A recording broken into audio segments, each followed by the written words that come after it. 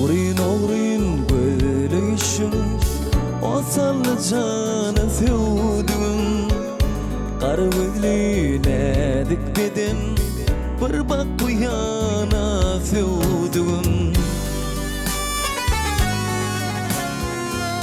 Qarı gözlüne dikmedin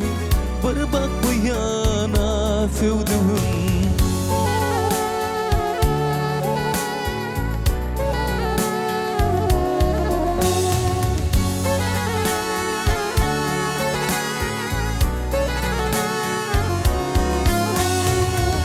Ay cemalın şöhle salar Cellat gözlüm canın alar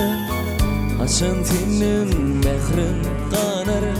Bir bak bu yana sevdüm Açan senin mehrin kanar Bir bak bu yana sevdüm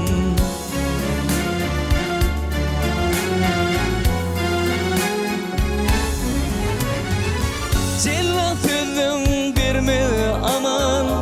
Nurvat aman dur bir zaman Kirpiğim kaş keman Dişi dürdene sevdüm Dişi dürdene sevdüm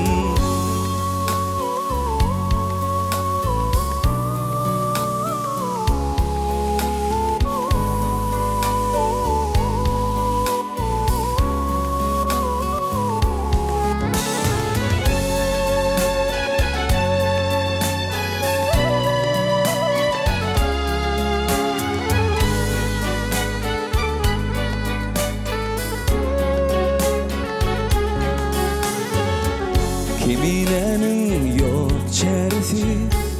Gödülün bolmal garası Uzun kıysanın arası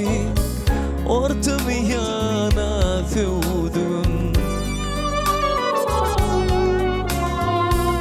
Uzun kıysanın arası Ortamı yana sevdüm Bir bak bu yana sevdüm Ortamı yana sevdüm Bir bak bu yana sevdüm